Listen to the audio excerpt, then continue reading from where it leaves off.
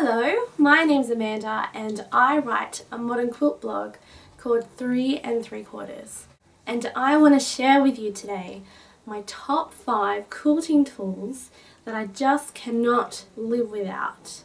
The first tool I'm going to share with you is my thimble. This thimble I use when I'm binding a quilt usually, and it's a thimble that you fit on your thumb, so technically it's called a thumble. I actually put it on this thumb. So here it is up close. It's got a little groove here, and that's where I stick my needle, and it just helps me push the needle with the thread through all the different layers that I have to sew, and it just protects my thumb because it's quite delicate, and it's really horrible pushing a really sharp little needle through lots of thick fabrics. So it's a good little tool. It's really sturdy, made of quite hard plastic. It fits my thumb so well and it just works. It's really awesome. I actually have 2 of these. Reason being is I lost one. I lost my first one and then I brought another one, and then lo and behold, as you do, the first one shows up, and so now I have 2. But I'm not complaining because they're awesome. Now unfortunately, I think these discontinued. I brought mine at my local Spotlight store a couple of years ago. The brand is a Collins, and there's a picture of it on my blog. I try to look online just to see when you can maybe try and find them, but all I kept getting was product discontinued or product not stocked anymore or out of stock. Hopefully, if you live in Australia and you have a Spotlight store near you, go in, have a look at your quilting supplies, ask for a thumble or a yellow little thimble, and hopefully they've got some. If not, then I don't know, I'm sorry. The next tool that I cannot live without is my Clover seam ripper. This thing is so awesome. Admittedly, because it's Clover, it was quite expensive. I think I paid about $7 or $8. I mean, may not sound a lot, but $8 for a seam ripper, it's pretty insane. Again, here we are nice and close, and this is how it looks. It's got a nice chunky handle and it's got a little grippy thing here, and it just feels really nice to use. Ever since I got this, I haven't been afraid to make a mistake because it's just so awesome. The only thing I don't like about my Clover seam ripper is it comes with this weird plastic sheath thing, and it's just a bit but whatever. The next one up is a recent purchase, and I'm still getting used to it, but I'm absolutely in love with it. And it is my Olfa Rotary cutting mat.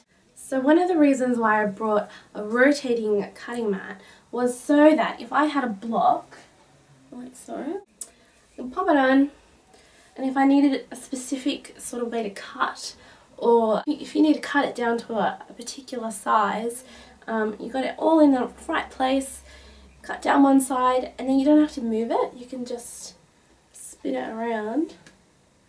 Magic. And then you can just easily cut the other side without having to move the block, having to remeasure everything and getting it all back into the right spot. If any of that didn't make sense, I put a link on my blog to a video that's on YouTube demonstrating how the mat can be used. Now these things aren't exactly cheap.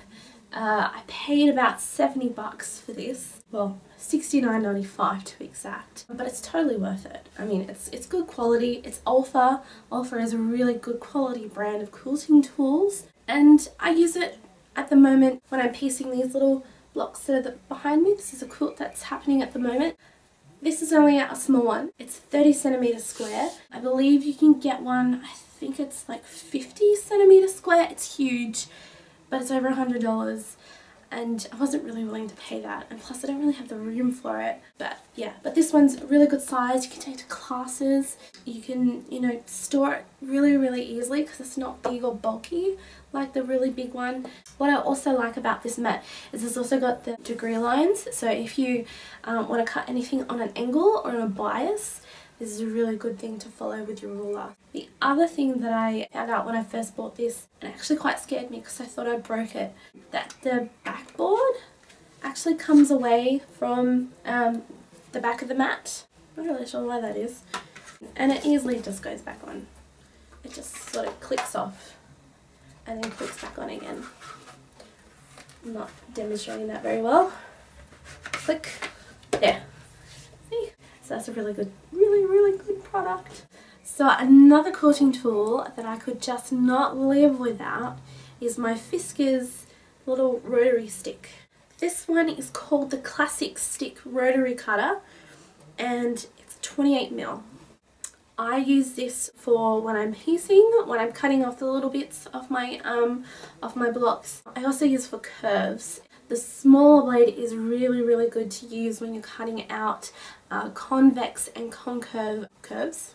It's super duper light and it fits so nice in my hand. I use my thumb to retract the rotary blade. It's so awesome to use. It's really easy to change the blade. It's just a little screw thing at the back. What I really like about Fiskars is that they have a little hole at the end of the stick. I put a little piece of ribbon at the end so that I know that this is mine if I ever go to a class or if I'm sharing it with other people. It's a good little tool. So the last tool that I could not live without, and I just can't imagine not ever working with it, and that is basting spray.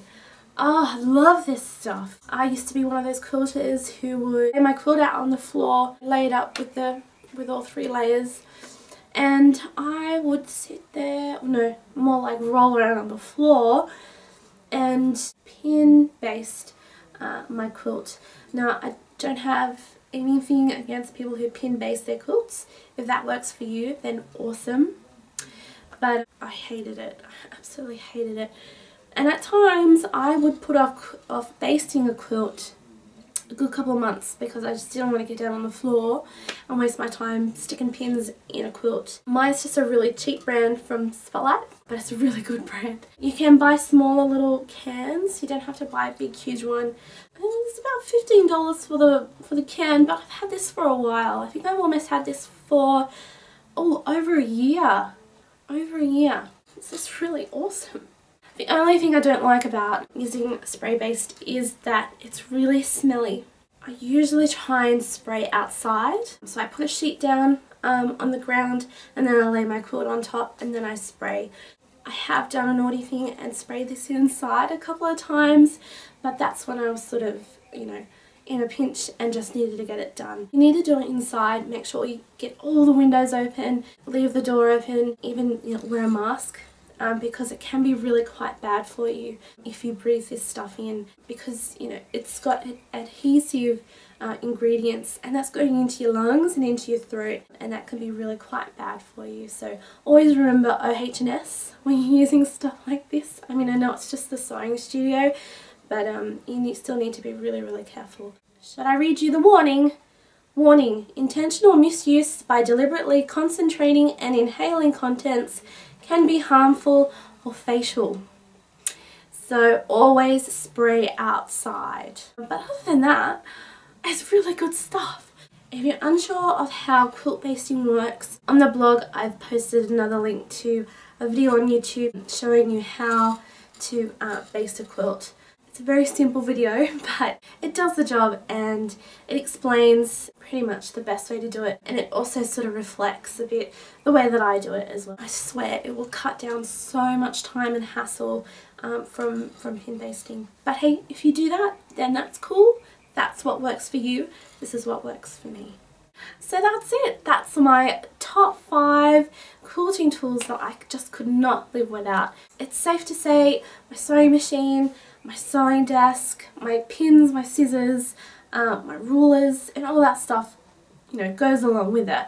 But these are the top 5 things that just make my quilting experience so much easier. It just takes out the little hassle of things that can bug you, i.e. basting, seam ripping, making sure your block is, you know, squared up properly. So this video goes along with the blog post that I wrote a couple of weeks ago. So check that out. I've got all the details down in the description box. Let me know what you think of the video.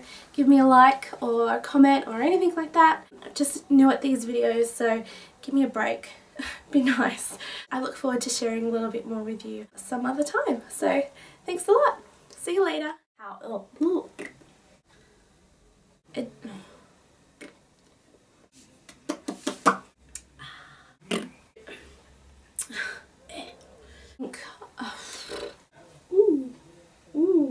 Hello. I'm just a little quilter from Australia. Yeah. I don't know what I'm up to.